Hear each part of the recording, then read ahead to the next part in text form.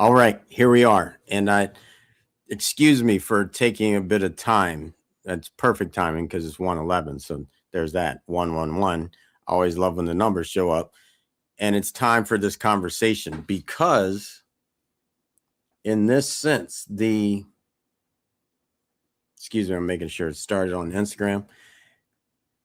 It's time for this conversation because it's more than just what we have as the title, Nolan Wells, Good versus Evil, Part 3.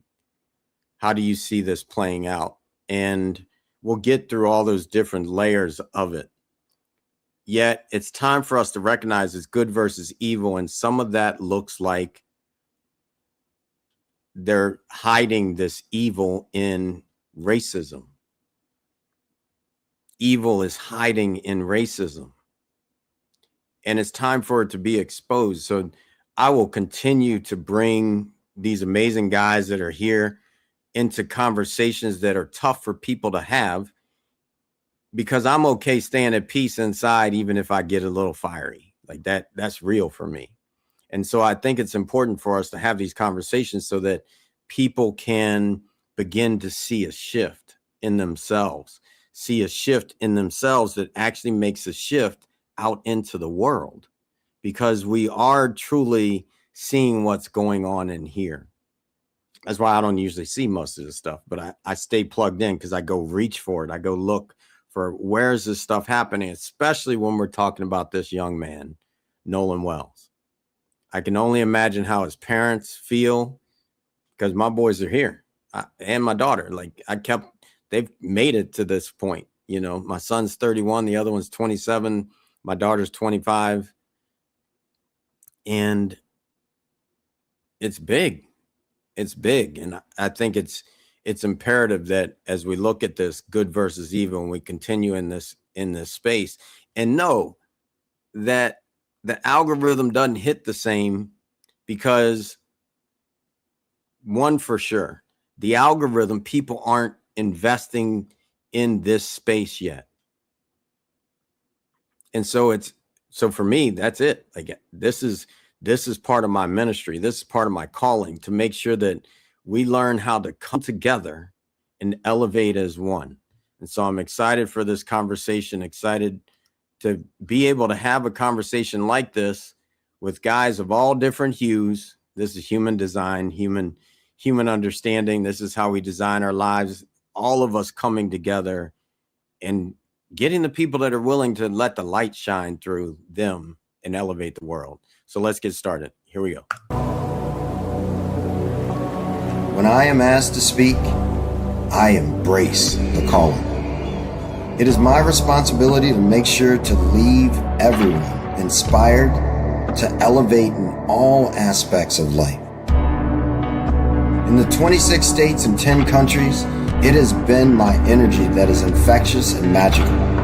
The impact elevates everyone to new heights. It's time to conquer our challenges. Relationships across the board, communication gaps, fear of the unknown, limited beliefs, and all that holds us hostage in life. The path to power is peace, and peace is the power to live by. The unique perspective that I bring to the table inspires all, professionals, executives, students, coaches, and athletes, to reach their highest potential. That is why I, Sid McNary, am known as the secret weapon. Whether it is tackling mental health issues, success in business, or winning at life, every moment counts. Get ready to receive the tools to win. It's time to win at everything. Let's connect today. Peace. Hello, my name is Miles. Discover a powerful journey of resilience, purpose, and spiritual growth in the autobiography of a human by Sid McNary. In this compelling autobiography, McNary shares the personal challenges and triumphs that shaped his path to success, while offering insight for professionals seeking deeper meaning and balance in their own lives. Drawing from his experiences growing up Catholic, participating in indigenous vision quests, and studying the Buddhist path, he reveals how diverse spiritual traditions ultimately guide us toward toward the same destination, connection with the Creator and our highest selves. Through practices such as meditation, yoga, and spirit medicine, McNary demonstrates how life's victories and hardships can become opportunities for growth, self-discovery, and lasting peace. The autobiography of a human is more than a memoir. It is an inspiring reflection for professionals striving to align purpose, personal development, and inner clarity. Available now on Amazon, this transformative story invites readers to reflect, grow, and step confidently onto their own path of self-discovery and peace.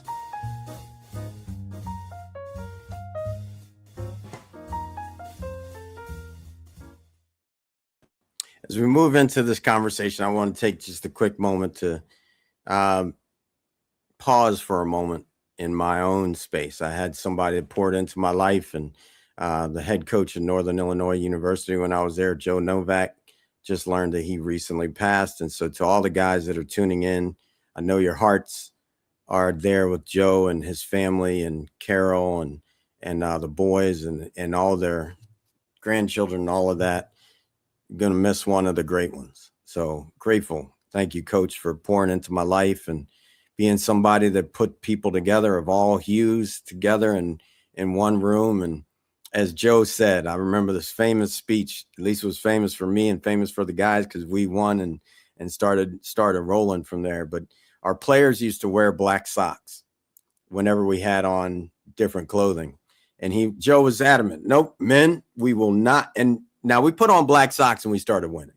But he said, we're wearing white and we will look uniform. So there are no black socks with white pants. And they were pissed. And we went and we went out and practiced and warmed up for the game. And it was a poor warm up. Joe came in and he was pissed. Don't tell me that socks mean anything to you. That's not why we won. And then right before he put his foot up on the bench, pulled up his pants, and he said, I got them black socks on for you. And they exploded. And we went and wore out Eastern Michigan. And I always remember Joe, just a phenomenal person. So let's go ahead and get these phenomenal guys up. Kevin, just so you know, your screen isn't working, but I'll bring you up and make sure you undo your camera. Let me see if I can help in any way. Nope. As soon as I see your face on it, I'll bring you up just so everyone doesn't have to look at that blank screen. But welcome, everybody. Thank you all for being here. Like I said, I love that we've gone from Clubhouse years ago. Dr. Vibe and I don't even remember whenever Clubhouse started, 2021, where we had a men's group that fizzled. And then here we are now where we get to see each other and have this conversation and more people come into it. And it's really something growing on my heart. Next week will be 10 meetings with 2,000 guys in the name of a men's circle. And I've taken it on and said, okay, 6 a.m. every Wednesday, I will lead a meeting for everybody. So grateful to be here with you all in that way. And yeah, so here we are. Let's get into it. How's everybody doing? There's my man, Kevin. That's what's up. What's up, man? How you doing? Pretty good. Yeah, they may have all heard your voice on Clubhouse, especially probably Tony. But everybody meet Kevin. Kevin is a phenomenal person up in Philly and is doing a lot of things with Kevin's and Sons, his production company. And so wanted to get him on because he's been on this networking call with me and just a great guy. And he's helping me write another variation of Black Country. So I had to bring him in. And so Kevin, anything you want to say, go ahead. And no, I just want to say, send my condolences to the family of a coach, to the players that have passed through the system, to you and your family. And, if, you have anything positive about Coach, just remember the positive. The negative is just part of the magic of being who the man you are. The positive is the part of the man that he made you the man. So take that with you. And that's pretty much it. I do want to let you know, I got a hard stop because I got wife duties today. So I may have to skip out early. All right, all right. Well, sometimes it's part of the man duties, as everybody in here knows, and so appreciate it. And how you guys doing today? Great, Doing great, and welcome, outstanding. welcome, Kevin. All good, all good. Good to meet you, Kevin. We won't hold it against you that you're an Eagles fan. I'm actually not an Eagles fan. I live in Philadelphia. I'm a Browns fan, so you can hold that against me. But I've just become a 76ers fan because I'm a LeBron's fan. So I'm true blue to Cleveland. Nice. Right on, right on. You and my dad. My dad has been a Browns fan my whole life. The Browns and the Dodgers, because they gave the first person of color a shot. Yeah, it's So I hard being a grew up Browns in that. fan.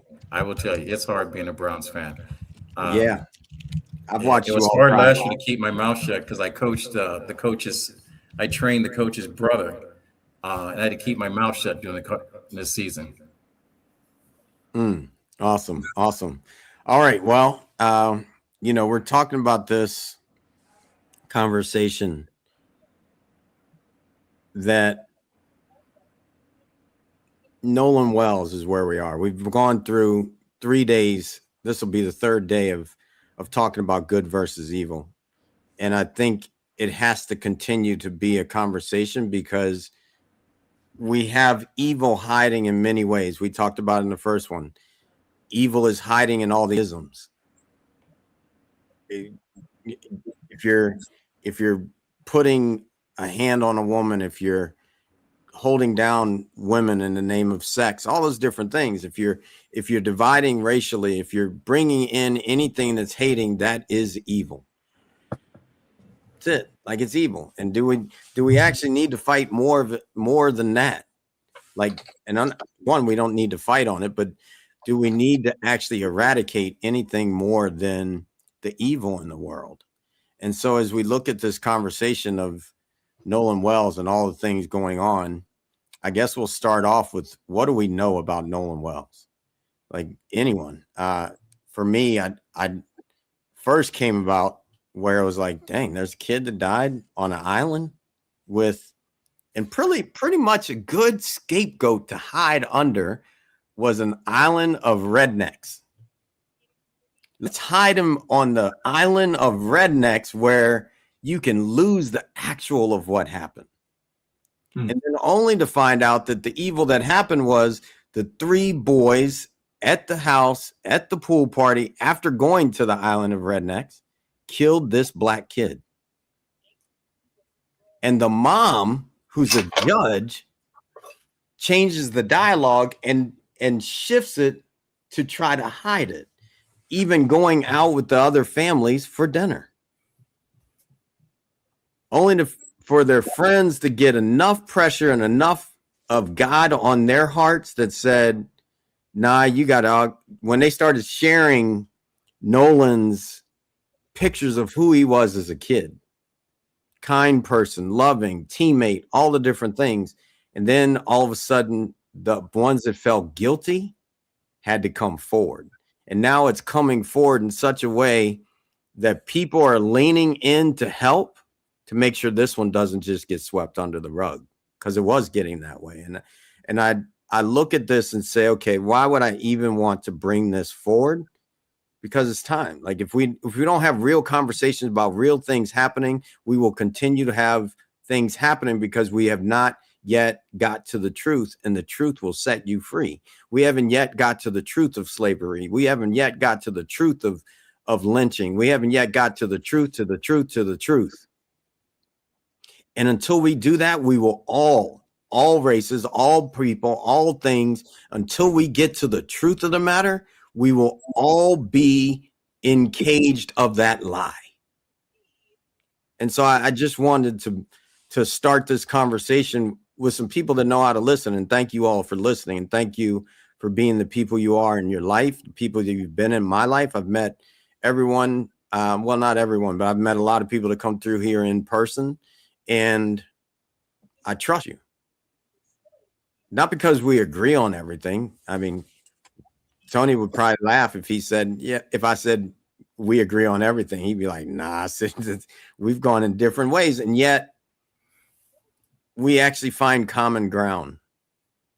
and how to navigate the conversations and to really speak to what's happening and then move forward. And that's what I hope we can model for everybody else that gets an opportunity to see this, that they learn how to speak to the truth and just choose good over evil. And I'm gonna leave it at that. Anybody else want to jump in? Go for it. I'll just jump in on that sentiment because I think it's important to have the difficult conversations, and a lot of people avoid difficult conversations so as to not be judged, not be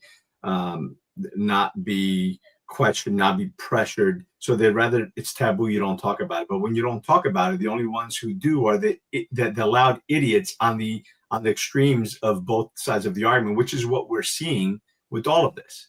It's ridiculous that people are attacking this family after having lost that child. Just like it's ridiculous what happened with Carmelo Anthony. The same thing. There were extremists on both sides, stoking the fires of racism on both sides and stoking the anger, as opposed to it's a child that lost their life. There was someone that was guilty that needs to pay the price for that, right? And the fact that people are attacking the families of the victim is abhorrent. The fact that Carmelo, oh my God, I'm drawing a blank right now on his name because it's already past the news cycle, unfortunately. The victim of Carmelo Anthony, so bad that I'm forgetting the name. The fact that people are going and urinating on his grave is atrocious. The fact that they're now saying that these white kids should get away with it, the black kids should get away with it because this one did this and this. It's bullshit. Bottom line, it's like this. We need to hold people to a higher standard. We need to hold people accountable. We need to enforce our laws. If you do bad, I don't care what color your skin is. You pay the price, right? And what we need to do is we need to start, I don't know, it's maybe pulling the mic away from the extremists, because it's the extremists on both sides, guys. Look, bottom line, the left wing and the right wing are the two wings on the same damn bird. But remembering that it's the least amount of the bird is the wings. The body is where we all are. We're not red. We're not white. Most of us are purple. But because the division is so important to those who would want to divide us, because a country divided is easy to conquer. A country united, a people united, it's hard to defeat. So it's about dividing us, whether if it's not by color, it's by sexual orientation, it's by money, it's by class, it's by religion, whatever it is, the more divisive it is. So it's important for us to have these conversations so we can have these honest, uncomfortable conversations so we can get to the semblance of the truth and put this conversation out there. People often ask, well, Tony, what are you doing about it? You're just talking. Well, guess what? At least speaking about it, raising the awareness of the problems that we're dealing with is something. Because there's so many people that just have their eyes closed and they have no idea what's going on because they live in their little bubble. And we got to pop that bubble and let everybody in and let everybody out and have these honest conversations, because at the end of the day, we're all just humans. There is no black race, white race. We're the human race. And we really need to focus on that. I'll come right to you here, Kevin. I just want to say, here's part of the problem, though. As instantly it goes back to red and blue, and it's like, nah, that ain't it. That's the hiding. That's the hiding I'm talking about. Going back to politics on every subject. If they are the problem, which I'm not going to say they aren't. If they are the problem, get rid of them. All of them. If they are the problem, get rid of them. Start over. Do whatever we need to do. Find a solution. Stop going back to the problem. Kevin, go for it. No, I was going to say, Tony, you spoke very eloquently. And when you talk about the problem, the problem is there's always been a system that has supported this problem. My grandfather used to say, education is not designed to make you comfortable. That's the reason why we're having these conversations, because it's designed to make you think. When you look back in 2026, how many lynchings that were not reported in the United States alone is 70. How many convictions? 0. Is when you attack a class of people that the rest of the world writes off, that says that you really don't matter. um, that you don't exist, that you are toxic to the world that this 1% represents, then they create a system in order to use, abuse, and then at some point eliminate. I mean, it was at one point when Abraham Lincoln wanted to, what was it, free the slaves. There was a petition going back to send them back to Africa. And then people realized that Black Americans, if we were called Black Americans back then, were an asset, who was going to do this, who was going to do their fields and so forth. It's a system that's in play that protects this type of mentality, is because if there's no accountability, then the problem doesn't exist. That's the reason why, every single day we wake up to the news and someone lies to us. And if there's enough people that supports the lie becomes the truth. And then the people that have the numbers, we remain silent. Okay, we want to do something, but we don't know what to do. But I will tell you, for 48 hours, if everyone spoke up against what is going on, this tyranny that's going on, everyone lined up in droves in order to find out what the truth is how do you do an autopsy on a young man and he's got body parts missing? That's called misplaced of evidence. All right. It's a crime. And then you have people that are in power in a system that says we will look into it. But ask it yourself. If it's not their child, they really don't care. We've had 3 attempts to assassinate a president. Ask JFK Jr., any of those people, did they get 3 chances in order to take a shot at them? They no longer exist. So we know that we're all being played in a system. So it is not good or evil. Is that we left the barn doors open for people not to be accountable for their actions. If we had a system that was just instead of just us, a lot of these choices wouldn't be made. But when just because the color of your skin or who you're related to or who you have, you're going to get off, and whenever you take those risks. You ask any man that's happily married to his wife that has a home and built on it, if he were to be tempted by someone else, a man that has a strong foundation where he lives does not take a brick away from that foundation.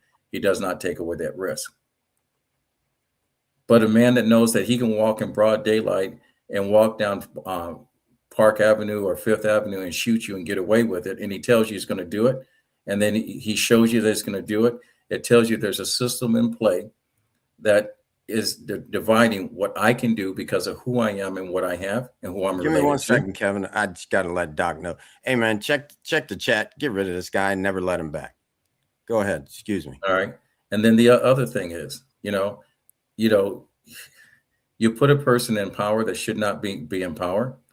If that had been any of us on this platform that have been accused of any of the crimes he had been accused of, none of us will be on air right now. We'll be broadcasting from behind bars, awaiting a trial for a system that will put us away for the rest of your life. But because the system is in his favor, it's like a blackjack dealer selecting the cards he wants you to play instead of randomly allowing you to play the hand that's been dealt to you. So it's all about accountability and adjusting the system. And if we got rid of all the grandfathers that had went from the Democratic Party to the Republican Party back in the 60s and wanted everything to be the way it was in the good old days when America was great by their Americas, we wouldn't be in this system right now. Doc or Coach, what you got? Man, Kevin, I would say well put. And Doc can't hear you. I think that's what that face is. Can you hear me? Can you hear me? You're a little far away from your mic, perhaps. Okay, my bad. Great point, Kevin, man. You hit on a lot of key points, and this goes back to brotherhood. Brotherhood is not proven when everything is comfortable, but it's proven when something goes wrong. And as a retired Army leader, accountability and what Kevin spoke about is really deeply embedded in how we think in the military. We account for our people. And we know who departed, we know who arrived, we know who their family is, we know who needs assistance. Now, that does not mean every, civilian gathering operates like a military formation, but it does mean people travel together. We go to remote locations, and there's a shared responsibility to ensure that everyone has a safe way home. So brotherhood is more than just laughing, traveling together, and taking pictures. In this instance, in respect to the Nolan Wells family, it had to be some trust for him to even go and be amongst these people that he called friends, which is a form of brotherhood. For this to happen, it shouldn't have happened. And as Kevin put it, it's a lot of systematic things that's not right. We talk about personal transformation. We really need to do a system transformation, because the system does not always work, and it kind of varies to how it works. So I would go another step further and ask, how would this would have been if the roles was reversed, considering we know the historical content of the state of Mississippi as well as those counties? Amen. If it had been a reverse, it would have been another Black Wall Street. They had to burn down everything. Well, hold on. I mean, if we're going to talk about that, remember that there's riots over any crime that's committed against blacks, and when it's the other way around, there's really not much that's said. But and the thing that I think we need to kind of point this out, and I'm going to point this out. It's uncomfortable, you guys might not agree with me, but the reality of it is, we have a crime problem. We have a culture problem. The reality of it is, there is much more black on black crime by God knows, by multiples in the black community, black on black crime, that doesn't go reported, that doesn't come on the news. There's a woman that just killed her baby and then Right, so wait a minute. Now, so you're going to tell me you're the guy that knows what doesn't go reported, doesn't make the news, but because you live in the black on black crime neighborhood? No, how do you know? Who told you that it's happening? So you're saying that you know something.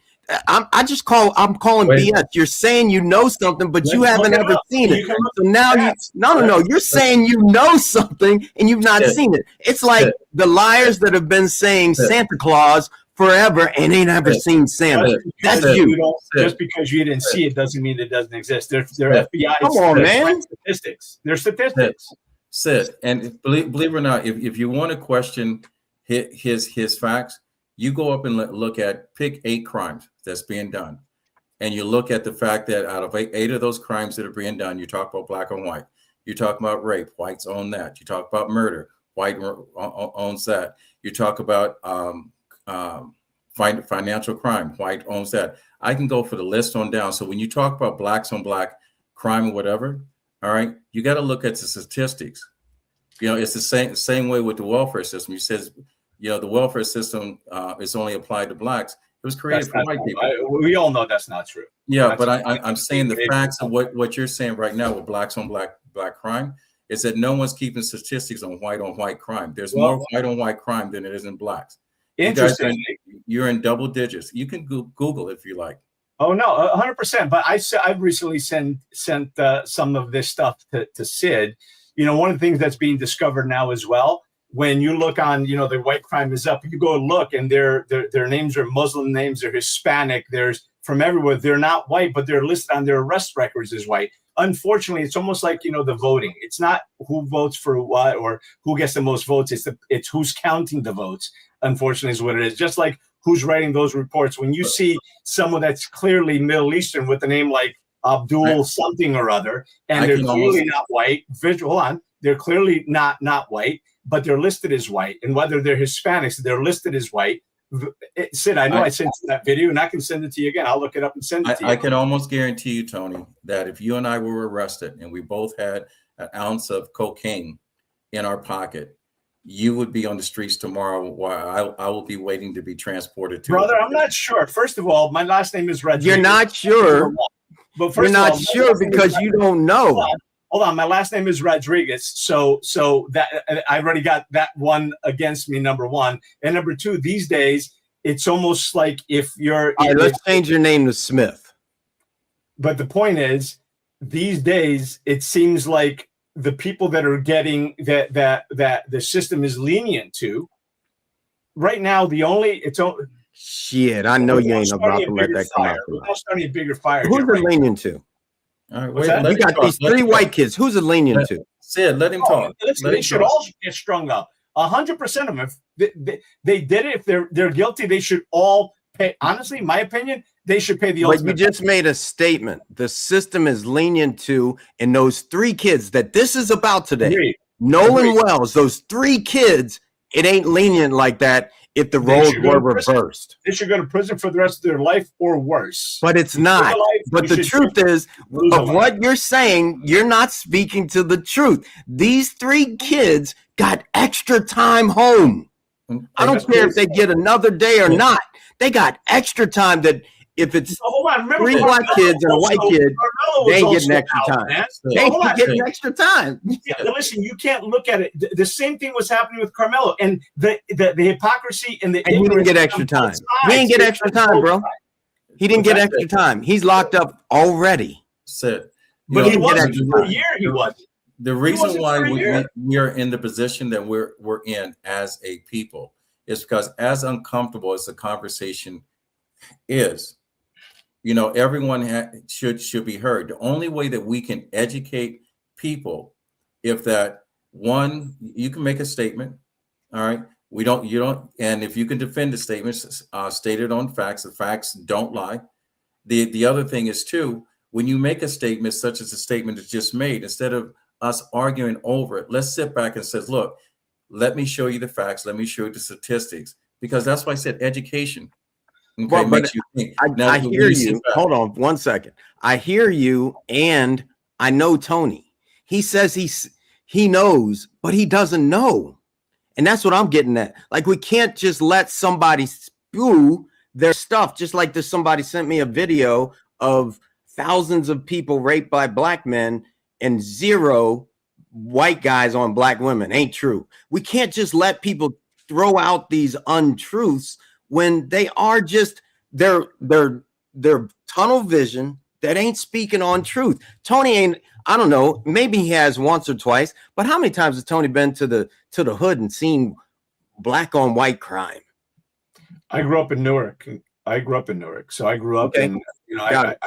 grew up in the. Okay, but how long ago were you there?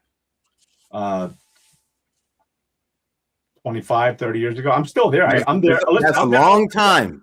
That's a long time. I'm still We're in talking Newark. about Nolan Wells that Newark. happened. We're Listen, talking about I'm Nolan still Wells in- that happened a few days ago. I'm still in And you're Newark talking 4 days a 25 week. years. I'm in Newark 4 days a week.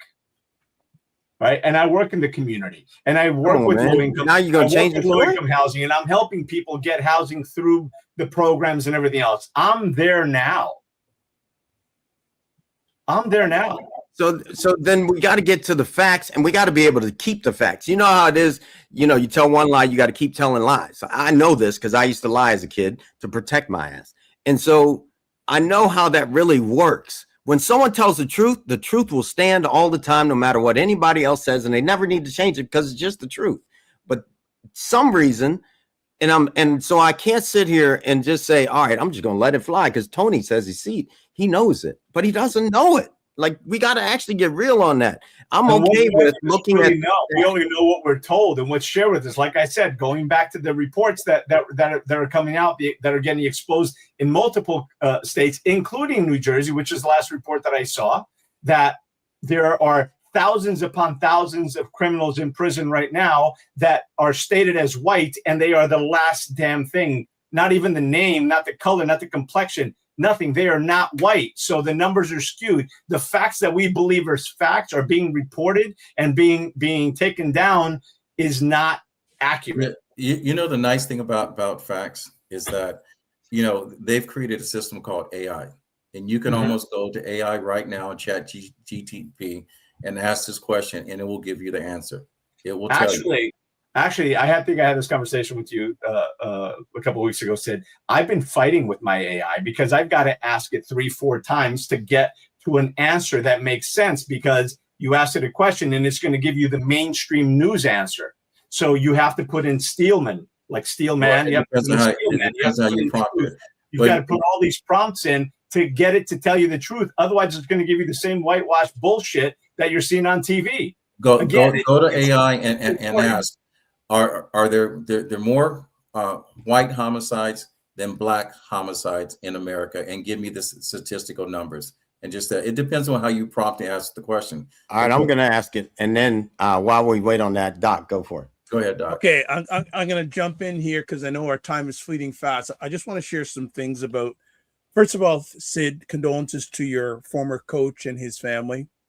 Second, I want to say condolences to Nolan Wells and his family. Third, I want to give condolences to any family that has been put through this ungodliness. Let me put it that way. Because there are more Nolans past, present, and unfortunately future. So I'm going to go a little bit, forgive me, about 45 seconds. This isn't about what happened to Nolan. It's about how a community, a justice system, some people would say an injustice system, that's another conversation, and a media ecosystem respond when an 18-year-old black athlete dies under unclear circumstances. This is, I guess, the third part of our good versus evil. Bring in the perspective, the good versus evil here is truth versus cover up, accountability versus apathy, and coverage versus silence in families, institutions, and in each one of us. And the stakes are real here. Trust in law enforcement, racial dynamics, youth safety, and how online narratives shape real-world conversations. And just to add on my last part about good versus evil, the good is families demanding truth, investigations doing meticulous work, and community members refusing to let a young man become a footnote. The evil, rush conclusions, dehumanizing narratives, and systems, as Kevin mentioned. We're talking about systems here that treat some deaths as, quote, case closed, unquote, faster than others. I'm complete. All right. I said I got to run. I got 10 minutes to get to a 2:00 appointment, but I want to thank you guys for sharing this. And like I said, the easiest way is what Doc says. Pull up the facts and then have your opinion based on that. Go ahead. Got it. So here, I'll give you, this is just a brief. I'm not going to get into the details of it because this is total numbers or age per capita that can change, but homicide total numbers. According to the FBI's latest expanded homicide data in 2024, black victims, 51.6% of homicide victims. White victims were 42.8%. Other races were 2.9%. For offenders, black offenders, 56.4%. White offenders, 40.8%. Other races, 2.7%. There were more black homicide victims than white victims. There were more black known homicide offenders than white homicide offenders. So again, I don't know. It doesn't. I'd have to drill down. Let me give you this. That's a great. Let me give you great. Wait a minute, Sid. That's a great fact, and that is factual information. And you know why that number is higher? It is because the conviction rate of blacks are higher than whites. Simple as that. That's also a percentage of the crime. But then if you got to take into consideration, there's 14% black community, about 75% is a white community. So the per capita also changes as well. Again, all right, but I got it with that included. Yeah, the big question. Here we go. Black victims are 85 to 90% are killed by black offenders. White victims, 80 to 85 are killed by white offenders. Black victims killed by white offenders are relatively small percentage, often around 8 to 12.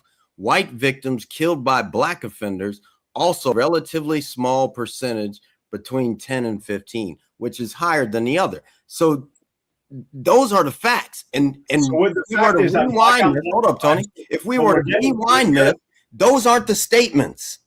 But the thing that I said is that there's more murder within and crime black on black than there is white on black or black on white, is what I had said originally. Right? So the numbers you're telling me kind of don't dispute that. Even though we didn't get to all of them. Conviction rate and then longer prison sentences leans towards a black individual for the same crime as a white. All right.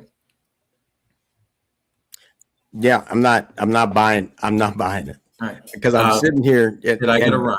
Yeah, we'll see you next week if you can come. I Good to meet Um, you, Kevin. This needs to be a more comprehensive ask and search to narrow down these numbers, because you can ask again. There's yes, bias. but here's the gotta thing, drill down. Tony. You aren't searching.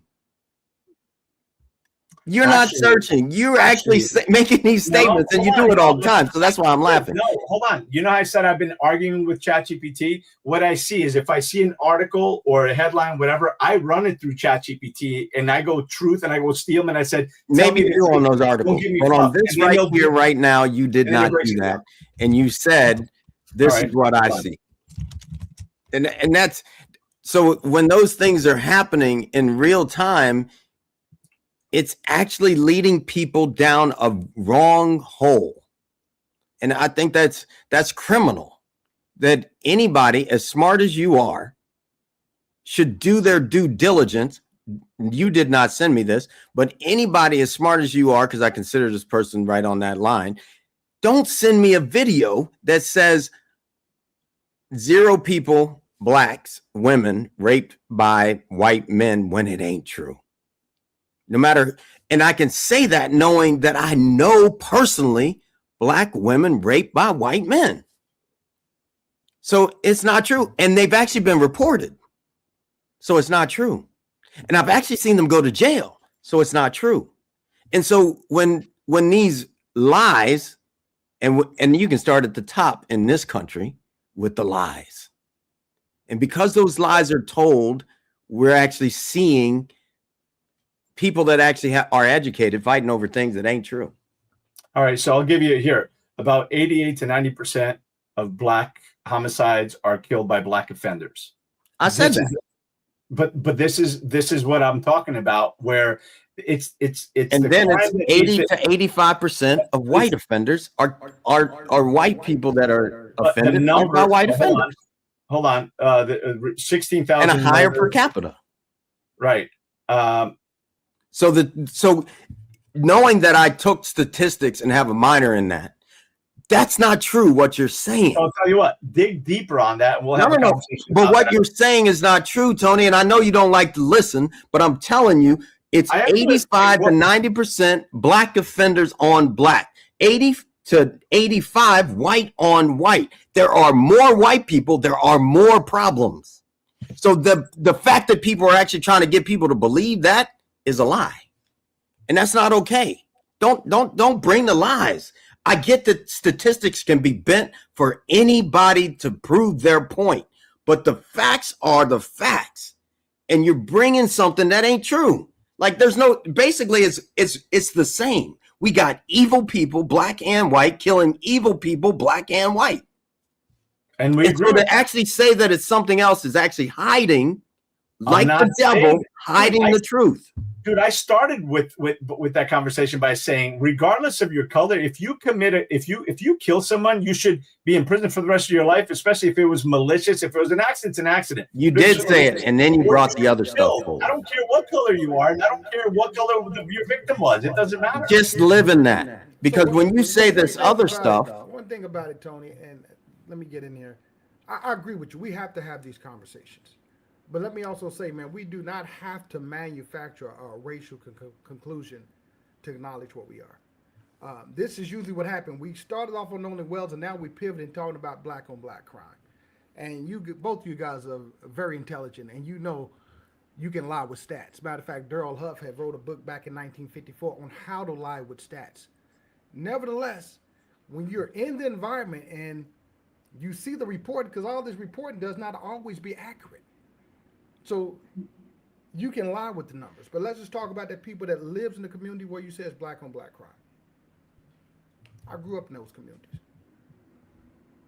First 18 years of my life, I grew up in those communities. Times that sometimes you couldn't even get a police to come out there, and they did come out there. The same person that murdered people will be back on the streets. So the reporting is not always right. The systematic structure that we have is not right. But based off what we know and based off things we have experienced, we should be able to have these conversations, but we shouldn't have to be able to pivot and talk about black on black crime. Let's talk about what's happening right before our eyes instead of pivoting. We know for sure Nolan left on July 4th with a group of friends to Horn Island. And we know he did not come back with them. And this is fathers, parents, and kids. Morally, you have a responsibility, and ethically, to tell the truth. So those boys, anybody's out there listening that's out there that knows what happens, this is where fortitude comes in that. This is when you got to stand on your square, whether it's right or wrong, but speak truth. The parents should not have to even be suffering with these questions, considering they lost a son. Potentially was murdered. Can't say that, but based off the evidence, is looking very sketchy that something happened. Nevertheless, they took him out, and no one has no accountability to what happened to this young man. Well, he's dead, and it was a natural causes, so we know that he was murdered, right? So somebody's got to be held accountable to that. And if the investigators aren't doing their job to investigate them, then remove the investigators. We need to hold people accountable for their actions, hold people responsible for their actions, their words, their deeds, and everything else. This is something I keep talking about. And doesn't matter where you're from, who you are, what you believe in, what you look like. We need accountability and personal responsibility back in our society. And that's going away. Here's the thing. We can't, when, just like Coach talked about, we can't, when every person gets a sensitive freaking thing that hits them for whatever reason, when it hits them, and then all of a sudden they can't let it be about the subject at hand. And then those that are evil and doing these acts, they can hide because, hey, it's a statistical problem. No, it ain't a statistical problem. You 3 kids that did what you did, and you judge that hid the facts, and everybody else involved needs to go down. I don't care what happened 30 years ago or any of that. It's called, here they are. Don't try to hide behind it's black on. No, this is straight up. It's white on black. Don't try to act like that's not it, because that is it. 3 white kids on a black kid. I don't care. It's 3 kids on a kid, but it's 3 white kids on a black kid. And you can't change that. No matter how many times it's been different or who, suck it up. It ain't your freaking problem. If you're making it your problem, you've probably been doing something that you don't like to look at. And that's okay too. Maybe we need to start researching the people that can't handle it's 3 black kids, 3 white kids on a black kid. End of story. Now let's go get them. Let's go figure it out and bring it to justice. And if we don't do that, we will continue to have evil hiding behind all of it, because people aren't willing to look in the mirror of why it's there. Look at some of it, and I can see it. I've seen it, and I can say it because I've done research on my own family. So I know that some of it is people can't handle the fact that their parents that may still be alive were part of that stuff back in the day. Can't handle it. What did you do? Like, why can't you handle it? Start looking at that for real. I can have these conversations. I can get heated and be like, all right, Liz, let's go hang out. Let's go do whatever, because it ain't me. I'm not defending me.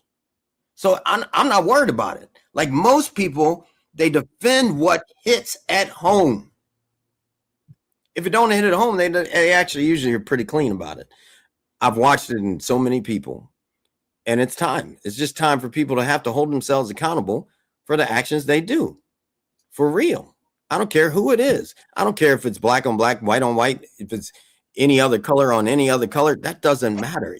If we have a law and it's a real deal, then, hey, you did the crime, do the time.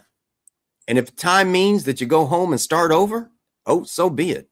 If that's the law. That's just where I'm at. Y'all can close it up, give it 30 seconds, whatever you got, and then we're gonna bounce this. I'll go really, really quick because I know we're right on the limited time here. When we move from outrage to action, that's when good versus evil stops being a title and starts being a choice we make every day. I'm complete. Well, I'll go real quick, and I'll say that when we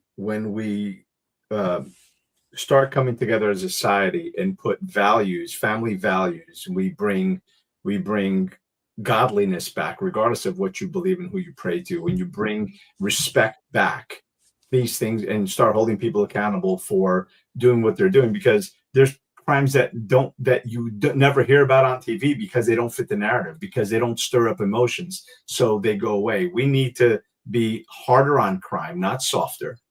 We need to bring back mental asylums, because there's a lot of people out there that really shouldn't be among society.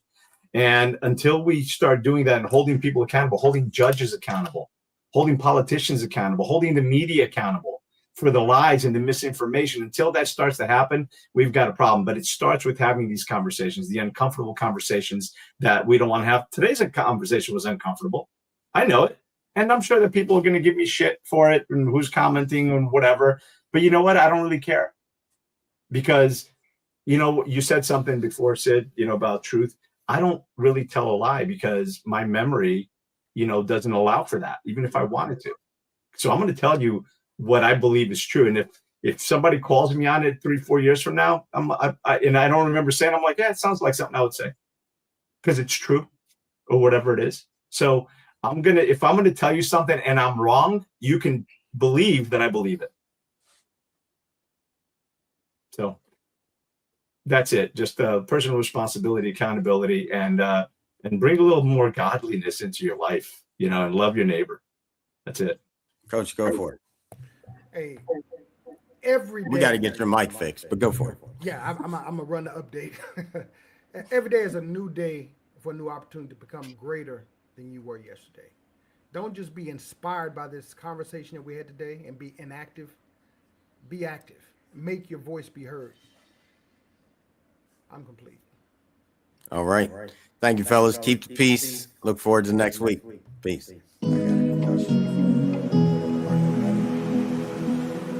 I've been at peace for so long. It seems like I've been sitting all alone. Would you know when the crew is coming through?